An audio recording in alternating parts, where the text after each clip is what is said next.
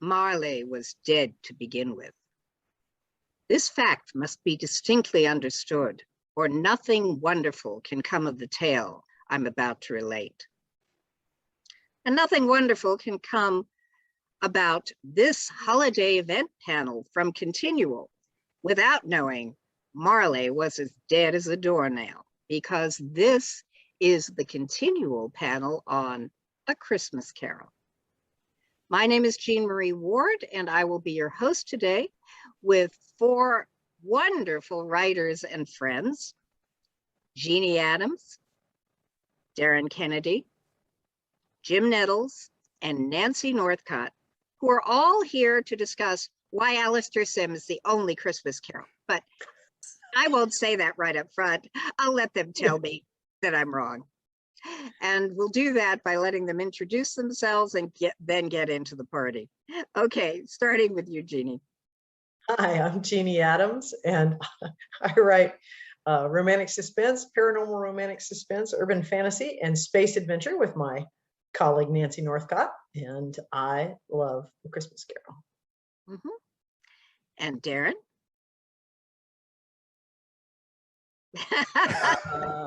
Magic. As if from thin air. I'm Darin Kennedy. I write contemporary thriller, paranormal stuff, and contemporary fantasy. And I wrote Christmas Carol so much that I rewrote it, and we're going to be talking about that. Yes, we are. Okay. Nancy? I'm Nancy Northcott. I write historical fantasy for Falstaff Books. I independently publish several subgenres of romance. And as Jeanne said, she and I write science fiction mystery adventure together. And finally, Jim? And I'm Jim Nettles, and I write science fiction, urban fantasy, bit of horror, bit of contemporary, bit of gothic, bit of this, that, and the other, as well as a fair amount of nonfiction in a lot of different spaces, but none of those are going to be underneath the Christmas tree. And I thought we were here to talk about the Grinch. No, I'm so sorry. We're not here to talk about Krampus either, even though that's what you came dressed for. Yeah, well, I came dressed as my favorite Christmas holiday character. Punishing evildoers, right? Well, is that the idea? Oh, I thought it was just to find the kids to cook and eat. Well, yeah, they're kids. They're evildoers by definition. I remember what I was like. Was? I'm much tougher now. I wouldn't be a very good meal for Krampus. Too stringy. Yeah, well, speaking of things that, retribution, punishment, eating, because that does figure in it. Let's talk a bit about A Christmas Carol. What was your first encounter with the Dickens tale? Jim? Oh, that's a good question. So I remember, it's hard to remember which one was the first one. I remember a couple of different animated versions. There was one that I remember that, it was a little bit softened up for kids, but, it was the animated version. But I also remember watching a lot of the black and white ones, because I remember listening to Vincent Price as he narrated one of the particular versions as well. And how can you forget Vincent Price? And that was probably the reason I was watching it, was because, well, him. Did he ever play Ebenezer Scrooge? I mean, most actors do essay the role at some point or another, but I don't seem to recall. Here he is, this icon of horror movies, and he didn't do Ebenezer. I don't think he ever did Ebenezer. I know he did the voiceover for the film, and I know he did a number of others, but I don't think he ever actually played on screen in any of them, which was probably extraordinarily disappointing to me at a way too young of an age to be watching that version. But hey, that made me who I am today, which makes disappointments. Yeah, I can tell. Jeanne, how about you? What was your first encounter? Well, my parents felt like neither Shakespeare nor Dickens were too scary for their children. So my first adventure with the Christmas Carol was reading it as a group read with my family. Mhm. And then I think I've seen most versions of it, starting with the glorious black and white and the slippers flying over the head. And my favorite was probably the Muppet Christmas Carol and George C. Scott. We'll talk about them in a minute, but yeah, so with you guys, with you, it was reading it. Okay. Yeah. Mhm. Darin, yes, you really do love Carol and Christmas. And we'll get to that. But what was your first encounter with the story? When I go back and think about it, I think the George C. Scott television movie is the first one that I remember. And when someone says Ebenezer Scrooge and I close my eyes and picture him, I see George C. Scott with the mutton chops. And when I think of the Spirit of Christmas Present, I see that man with the really thick red beard from the George C. Scott version. And so that one's the one that has the biggest imprint on me. I also love Bill Murray's Scrooged. That movie makes me cry every single time. And it gets me because Bill Murray can make you laugh, but when he wants to gut punch you in the feels, he's really good at that too. And so I love both of those, but I think my first one was George C. Scott. And I have to say, I think that one's my favorite too. Okay. So I Nancy? haven't seen y'all's. Nancy? Well, like Jim, I have vague memories of watching various black and white versions on TV growing up. The first one I really remember is the George C. Scott one. It's not my favorite, which is actually one of the black and white ones, which I discovered later, but I know we're going to come back to that. So I'll go with George C. Scott for right now. Okay. In all of the Christmas carols, they all take liberties with the books. For example, George C. Scott, who played Patton as well, is a big, he's a man who is large on the screen, and projects a sense of breadth. And yet, when you read the story itself, you get the feeling, the impression of this grasping, conniving, miserable sinner who has shrunken into himself, as opposed, during the process of turning into the miser that we see at the opening of the book. But everybody takes different liberties, including, in the Alastair Sim version, we've got a ballet dancer in a cloak playing Death. And let me tell you, for those of you who've not seen it, it's the scariest damn thing you ever saw. But that's not the way Death is portrayed. Likewise, in the book, the Spirit of Christmas Past is a small child. And Spirit of Christmas Present is a man in his prime. The spirit of... You're talking about the Spirit of Christmas Yet to Come? Yeah. Not sure that's definitely the Grim Reaper. I would say Spirit of Christmas Yet to Come.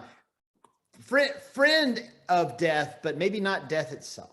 Well, the scariest damn one is in Scrooged. Yeah. That's the scariest one I've ever seen. What I was going to get at was everybody's taking liberties. So nothing is absolutely true to the book. Which ones took the liberties that drive you insane? Ooh. And so, I'm going to start with you, Darin. Go right ahead. I actually, because I was working on my book, watched a Hallmark Christmas Carol, which was called It's Christmas, Carol, because it was at least in a similar vein to what I was working on. And in this one, if I recall, they really cheapened it because I'm pretty sure it was Carrie Fisher. And I love me some Carrie Fisher, but they had her play all three spirits. And I was like, that's just wrong because they should be three distinct entities, and that's one of the things that makes the story so cool. And having her just show up and go, hey Carol, here's your past that where you screwed up, and here's your present where you're screwing up, and here's your future which has no teeth because it's Hallmark. So that's the one that I probably liked the least, but specifically because I need three spirits. So there's mine. And to save on the actors. But Yeah. Basically, yeah. it's an economic decision, and that's really. Really? Y'all make 400,000 Christmas movies every 365 days. Get two more actors. I know there's only 4 in all of them, but find a couple somewhere. There's more than that many people in Canada, I think. And that's all. I didn't like the animated version they did in 2009 with Jim Carrey. I just think the liberties they did take made it so, it kind of made it really bland. It didn't have any impact. The impact with Marley and the rattling chains. I mean, even the Muppets did it better. And of course, there's song and dance in the Muppets, so I love that one too. Yeah, But yeah. I think that Jim Carrey version just really stank. Yeah, if an animated version or a Muppet version can get it right, because my first exposure was the Mr. Magoo Christmas Carol, and I remember all the pieces being there, and they were all kind of scary for an animated version. So, yeah, Jim, what about you? Which one drives you insane, and why? Well, probably the one that for me was most disappointing was the one with Patrick Stewart, because I love me some Patrick Stewart. And I thought it was interesting because they actually start with the funeral and lowering him into the ground and all that kind of good stuff. But it really was more of just a dour outing than it was truly that Christmas horror, that idea of, because I mean, so much of the Dickens comes from that fear of death and the fear of winter and that change that comes in culture, which is part of the reason we love the ghost stories around that time of year. And this was more of a, foul spirit, why are you bothering me again? Engage, number one, where are you? And it is, as much as I like Patrick Stewart, it just felt dour. It just felt and did not have kind of that gravity, because Patrick Stewart was a little too refined in his Scrooge to not have that edge of miserliness. He didn't have that cutting edge that the spirits could actually play off of, because you had to have that hammering against the edge to finally dull Scrooge, and it just didn't really have it for me. Yeah, I would say that that's similar. I'm also a big Patrick Stewart fan because, hey, Star Trek, aside from the X-Men and everything else, which were of course still in the future at that point, the X-Men, I mean. Yeah. But I just remember not being engaged by the Patrick Stewart one. I mean, Jim said number one, engage, and I just never felt engaged with the movie. And I think maybe it is because it just didn't have the up and down moods that I sort of expect from the Christmas Carol, because Scrooge is terrified and then he's like, pah, humbug, that's ridiculous. And then along comes the next ghost and it's not ridiculous. And then you need real jubilation at the end of the Christmas Carol. That's the payoff for everything that we've been through at the end. And there's nothing really that I could pinpoint about the performances or the script. I just remember not feeling drawn into it the way I had hoped to. It was all kind of one note. You never really saw him as this. He never came quite across as the miserly, nasty man. And that's one of the things I think both Sim and Scott pulled off really well, is that nastiness, that real dearth of spirit. Whereas Patrick Stewart didn't come across as mean and miserly, which meant that his change to being tearful was not very dramatic. Yeah, the miserliness, and in the best versions, I think, you not only have that miserliness, but you also have the sense that miserliness breeds personal misery. Mhm. And, you know, you can see that in the Scott one, because he's, you know, twisting himself up. And yeah, in the Alastair Sim one, when you go into these rooms that look like Victorian tenements, even though they're spacious, they are literally falling apart. Or the bowl of gruel, which, you know, being in Scotland, that's sort of home cooking. But yeah, the thinness of the gruel, that you really want to put bread in it, and you're not only making everybody else miserable, you're making yourself miserable to no end, because he's as rich as Croesus, you know? You Well, want and to the see, meanness of spirit Yeah. comes across, and the, you know, the self-loathing and the meanness of spirit really comes across in both the Sim and I think the George C. Scott one, and Scrooged too. Mhm. That meanness of spirit of, I'm going to be miserable. I am miserable. I'm going to take it out on absolutely everybody else, and they too shall pay for their willingness to be happy. It's very well done in those. How You- dare you be happy? Right. you want to Right. see a Scrooge that when Marley shows up, Scrooge is like, go away, but leave the change so I can sell them. You know, you I think you also need a Marley that is going to scare the shit out of you. Oops. Yeah. I may have to bleep myself, but yeah, you know, because you need to give this, if you need a really miserly, really twisted, miserable, grasping, conniving wretch, you need a lot of real shocks to that person's system. Yeah. You know, and I think did a really great Marley, but you know, who is everybody's favorite Marleys? Or do you have one? I suspect Nancy and I have the same one, but go Well, ahead, y'all fight it out. I mean, Michael Holdern as Jacob Marley in the Alastair Sim version, when he lets fly with that. yeah. Well, and also in that version, even though, as you say, the rooms are spacious, they're stark. They're Mhm. not talking about not being happy, not taking any joy in things because you're so miserly and you're pulled in. I mean, Scrooge obviously could afford carpets, nice curtains, art on the wall, A suit, a more suit. than one.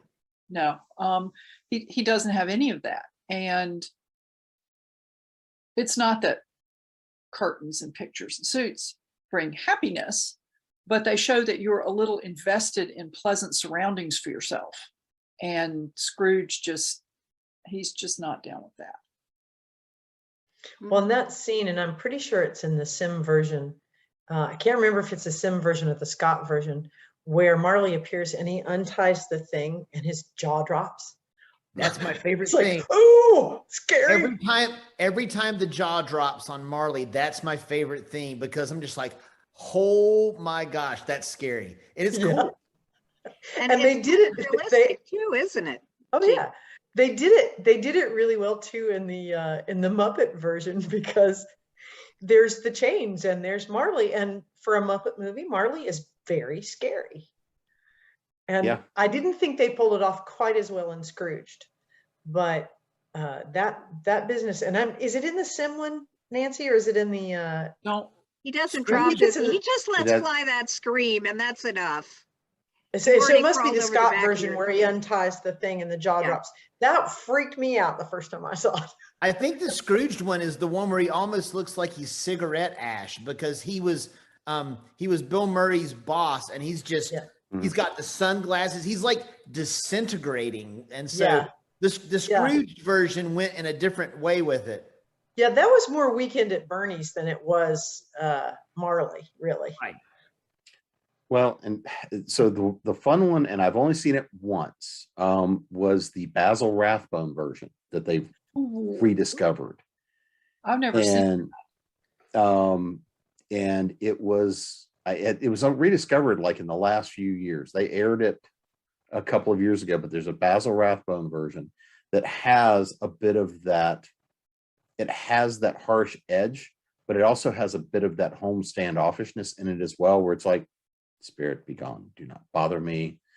You're going to have to try harder than that. And it has that edge to it where you can almost picture that idea of what sort of demonic creature do you have to throw at him to get his attention?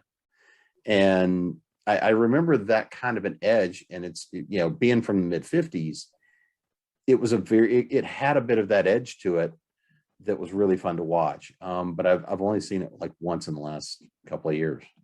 Cool. I'm gonna have to go look that one up. Yeah, is it on YouTube or do you know? That's a good question. I have to go looking now.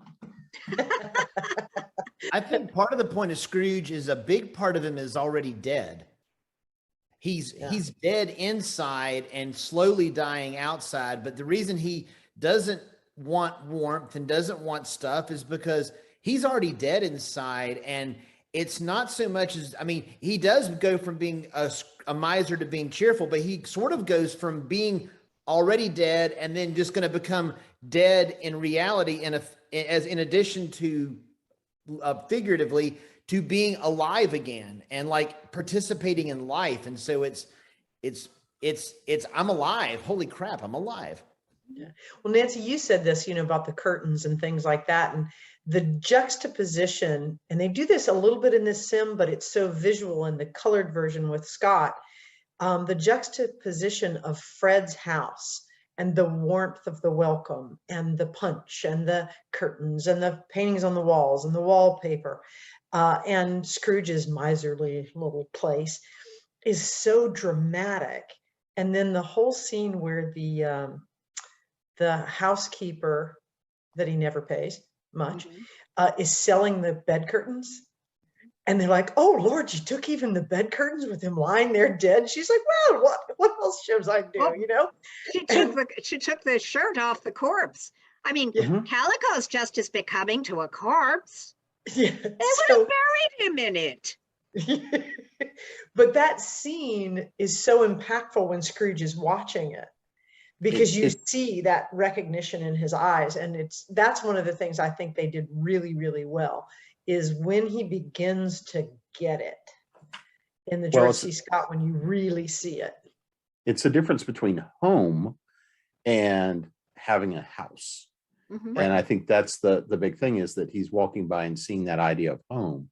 That's one of those things I remember from one of the animated versions where, you know, part of Scrooge was it was a lost love that made him so bitter, which I thought was an interesting sort of twist on how they did that, from what I remember, because it's been a number of years since I saw that one either.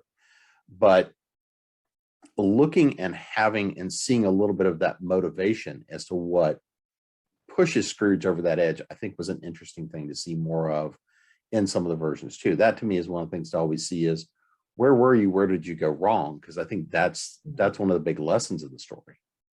Well, there's such a contrast between the way Scrooge runs his office and the way Mr. Fezziwig ran his shop. And it's the same kind of thing that I think it was Jeannie was talking about, is that the light and the cheer and the warmth at Fred's is much like Fezziwig's. And yet Scrooge lost Fezziwig and turns his back on Fred. I mean, you sort of wonder, why do you even bother show up at Fred's? Because you treat him with disdain. You think he's stupid. Do you just go to make yourself feel better about being a miserly, shriveled husk of a person? I mean, I don't know. Well, and one of the things I think the book dwells more on is they dwell more on that past relationship and why it failed and that it failed. And they dwell on the fact that his sister has passed away and that Fred is his only remaining relative. And that goes a little more, and it's harsh in the book. Yeah. And it's that he loved his sister. Did you say that? Did I miss it? Yeah, he loved his sister, and he loved the woman he was going to marry. But whenever he lost her, that was just gone. And so like the only person he really cared about was his sister, and then she died, and Fred is literally, that's it. And if you lose him, And it's almost like I can't even bear the thought of losing him, because he's literally, I'd rather drive him away than allow myself to be invested one more time and then lose again. Meanwhile, Fred keeps trying because Scrooge is his only connection to his mother, and his father at this point is dead.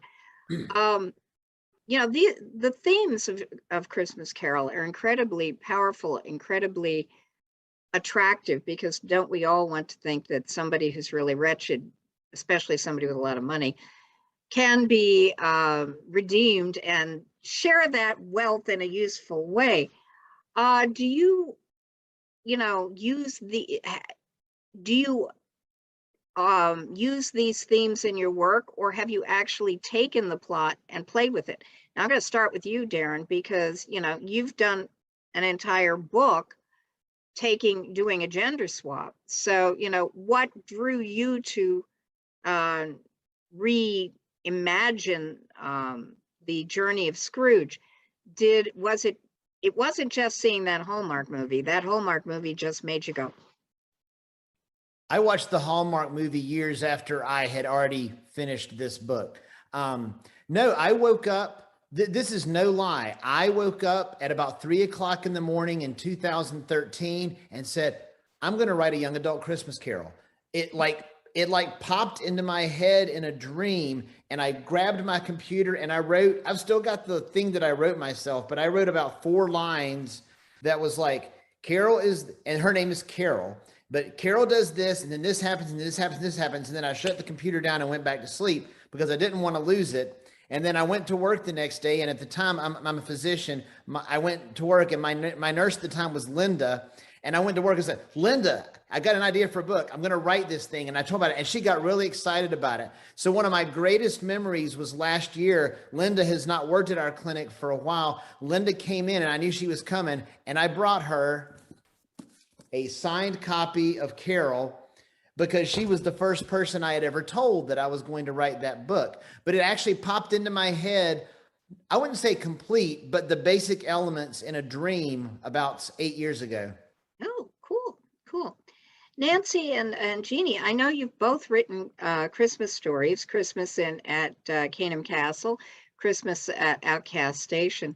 Did A Christmas Carol or any of the versions of it inform any of the plot or the characterizations in those stories? Not for me. I also have some paranormal romance Christmas stories, and it's not really a theme in those either. Okay. No, it hasn't for me either, because a lot of times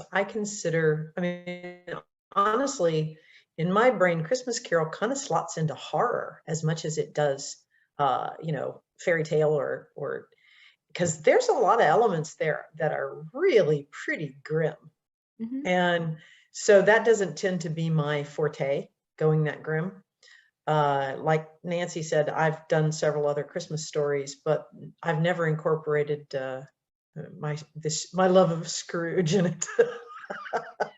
So the redemption aspect, with or without the horror elements, it has not really.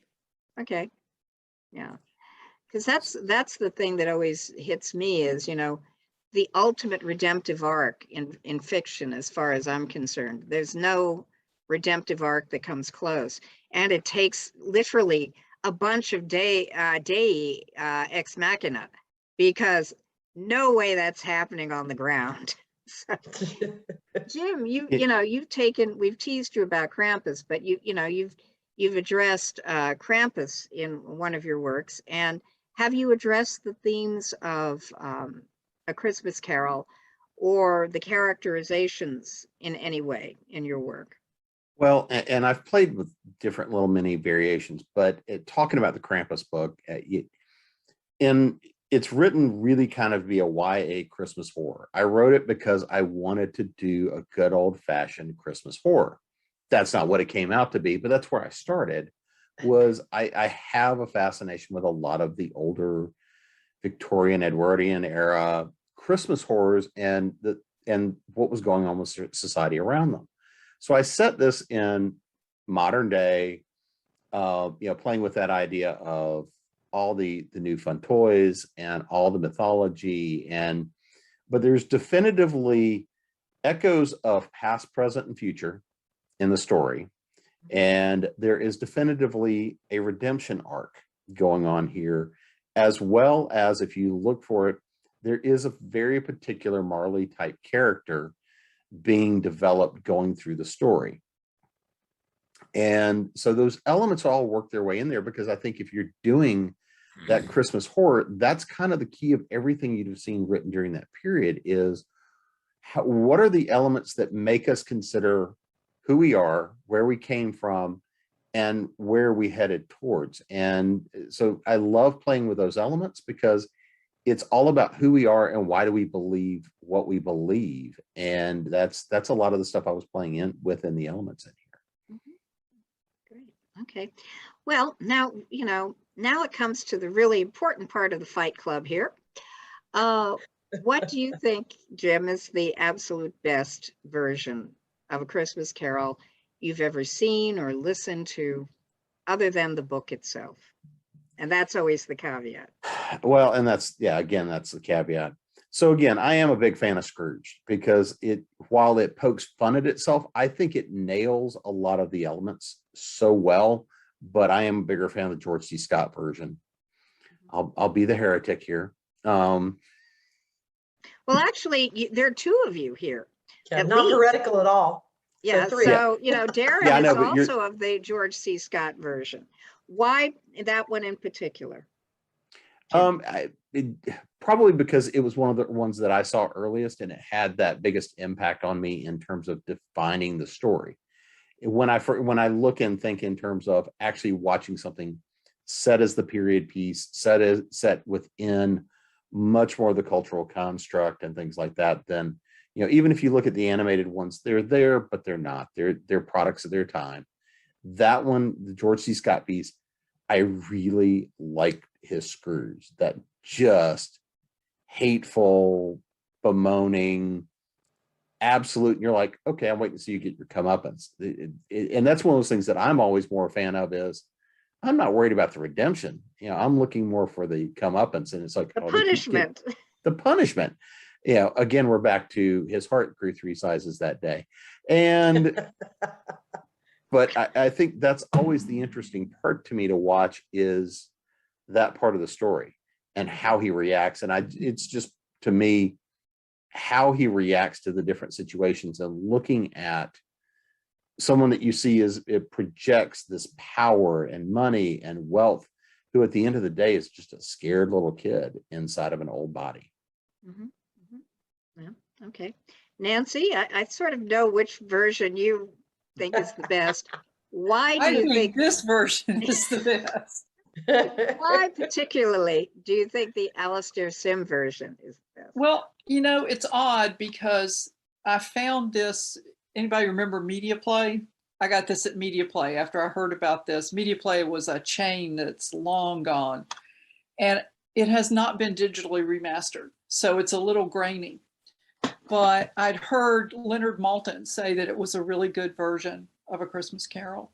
And so I tracked it down, and I think it was even in like the $10 bin. But Alastair Sim is so mean at the beginning of the movie. And the guy who's Marley, like you were saying earlier, is really good. And I thought Scrooge has to pull off a balance between being so mean that you're watching for his comeuppance, like Jim said. But he also has to have enough sympathy about him that when he turns, you're glad. You don't want him to see him consigned to the pits of Tartarus forever. And Alastair Sim did that. And in the part where Scrooge decides to celebrate Christmas, he's got this little, I'm not a big fan of giggling. It's part of my problem with a lot of teen movies, but it's this little giggle laugh that's just really kind of sweet. And his eyes get big, and he's just, I think it's because of him mostly that's my favorite version. And since I have the box, it wins. Just the rest of you can I'm sorry. But Well, It's the childlike redemption. yeah, for a couple commentary on the Alastair Sim version, Marley was played by Michael Holdern, who played the father, believe it or not, and a funny thing happened on the way to the forum. He, especially in his old age, was noted for his comedy. And so Alastair Sim, throughout his career, was primarily a comic actor. And I believe he did a lot of the panto. And his Scrooge took a lot from that. So there is definitely the intent. The intent was there. Not only that, but I forget the name of the juvenile who played the young Scrooge, was actually adopted by Sim and his wife. Not formally, but they were his mentors and his thing. So there was a lot of that sensibility, the comedy balance, you know, the tragedy, the horror with the comedy that was in that. And I'm going to do this just before I'm going to bring Darin in on it. When approached to play Scrooge, y'all know what George C. Scott said, don't you? Why do they need to make Scrooge again? They've got the Alastair Sim version. well, that just should settle it. I was just looking at the box and I can't tell. It's got a bunch of the actors' names on the back, but I couldn't see who played which roles. So I was looking for the young actor's name and I couldn't find it. Yeah, Sorry. well, I can tell you who played the young Marley, however.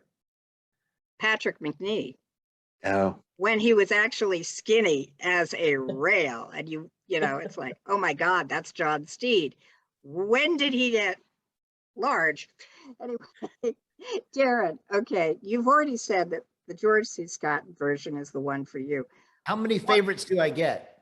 Well, you can have as many as you want, but you got to tell us why they're your favorites. Okay, so I'll save the one I wrote for last. I spent a year of my life on it, so it's going to have to be in the top 4. I would say straight adaptation, I'm going George C. Scott, and I think we've said enough about that. He plays a really mean Scrooge. Marley's great. Christmas Present is awesome. I love Fred. I love the family. I love everything about it. Straight up favorite sort of adaptation that goes in a weird way is Scrooged. It makes me cry every time.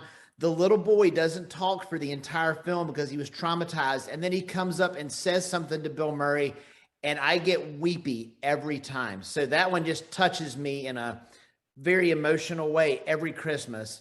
My favorite weirdo version is the Doctor Who Christmas Carol. And if you've never, have y'all seen that? No. Oh my gosh. It's Matt Smith at his absolute best. They're, him, Amy, and Rory are trying to land on this planet and there's a storm and there's this grumpy old man who runs sort of the force field around the planet. And if he doesn't turn the thing off, then Amy and Rory are going to die. And the doctor comes down and is like, can you turn the thing off? And he's like, no. He goes, well, why not? He goes, I don't want to. And this guy is Scrooge. So Matt Smith has a time machine. He's the doctor. So what does he do? Past, present, future. And it is one of the most brilliant hours of television I have ever seen. And if you don't cry, you have no soul. And then last but not least, I think Carol, when I wrote that and they have the whole, whatever you think you're doing is bad enough to your character, make it worse. When you want to make a 17-year-old girl be as mean and nasty as Ebenezer Scrooge for her to be the Scrooge of your story, let me tell you, you got to punch her hard pretty much at every turn for the first 17 years of her life. And I did. So Scrooge, Carol by, I knew it was going to do that. That's why I keep turning the Background off. Carol by Darin Kennedy. Check it out. available at all fine booksellers. Available anywhere you buy books. And if we get a chance, I'll tell you a couple of my favorite little tweaks, if you will, but everybody else needs to answer first. Okay. So Jeannie? What's your Well, favorite version or oh, versions gosh, and that's why? so hard. I had completely forgotten about the Doctor Who one. Isn't that Um, beautiful? that one's cool. That was really cool. With the sharks? Everything not making about this that up. is it's sort of vague. I just remember the past, present, and future thing and went, oh wait, that is Scrooge. Um, my favorite overall still has to be, I will say, the George C. Scott one, but the Alistair Sim one has so many wonderful things that I will never pass it by if I get a chance to see it. And there is absolutely no one who has captured the joy of it still being Christmas Day than Alistair Sim when he falls back on the bed and the slippers fly up. And that's just, he just embodies it in a way that nobody else quite captured. Like Darin said, and Jim, I think you said a little bit too, the sheer color and richness of the George C. Scott one, the way the clothes are and the robes are, and they portray Scrooge as well off, and he dresses well. So that almost makes it worse because he looks prosperous and yet he has no soul. And then he's so mean to Fred, and he's just such a miserly asshole that, you know, that redemption arc, like we've all talked about, is really profound. And there is nothing as scary to me as the ghost of the future Christmas yet to come in Scrooged. But I will say overall, one of my absolute favorites is the Muppet Christmas Carol, because there is song and dance. Marley and Scrooge, Scrooge and Marley. When you see him in Scrooge going and trying to, you know, let's just staple the antlers to the mouse's head, the Yes, the mouse it's one of heads. my favorite scenes. Group is like horrified. No, I didn't. Right? And because you know him, you're like, no, he wasn't. I always love the scene where he's deciding what everybody's getting for their Christmas present. And I think it's either toaster or towel. He's like, John Smith, towel. He's like, Jane Smith, toaster. Nope, towel. I just think that's Bill Murray at his best. Okay. Some of the ad libs in that, and I will have to say that the scene where, you know, it's impactful where in all of the versions where he sees his own name on the tombstone. But in Scrooged, Lord, that's just like back up from the TV screen when he's in the crematorium and it's his casket. It's like, woo, that's impactful. Yeah, I would not want to see my casket go into the oven. No. No. Yes. Anyway, well, okay, we're coming up. This has been a lot of fun, and looking forward. I will now go check out this. I did see the George C. Scott version, and I do plan to try to find Scrooge and the Doctor Who Christmas Carol, which somehow missed me, given that I've watched every Matt Smith version. But you got to watch the Muppets too now, Jane Marie. Yeah, well, yeah. Muppets makes a great drinking game. It does. It does. Have a little nog. What is the drinking game you use for the Muppets? Every time the song starts. And does the liquor have to be green? Because I hate creme de menthe. It's not your It's not preference the Grinch, so you know it can be your liquor of choice. A toddy, a good English toddy. Nah, it won't be toddy because I can't stand the butter. But anyway, so we're coming up on the end of what's been a very, very entertaining hour. And yeah, the Basil Rathbone one, I got to find that. I've never seen that. I want to see that. Yeah. And I believe it is on YouTube. Great. So wonderful. Okay. All righty then. So, Darin, where can what's your current releases? And yes, you can pimp Carol once again. And where can folks find you on the web? DarinKennedy.com, and Carol is available on Amazon, ebook, paperback, or hardcover. And I always tell people the biggest difference in the two is in A Christmas Carol, you find out that if you die, nobody's going to care. Whereas in this one, if you don't turn your life around, you're just going to die. And I will leave it at that. Okay. And is that your most recent release? And that is my most recent book, though my third chess book that was on my previous little thing will be out early next year, hopefully from Falstaff Books. Okay, great. Jeannie? I'm Jeanne Adams once again. You can find me on most social media, but I generally hang out in the hive of scum and villainy that is Twitter most. You can find me at jeannieadams.com, and you can find me here on Continual. Great. Jim? So you can find me at jamesgnettles.com. You can find me at authoressentials.net, authoressentialsworkshops.com.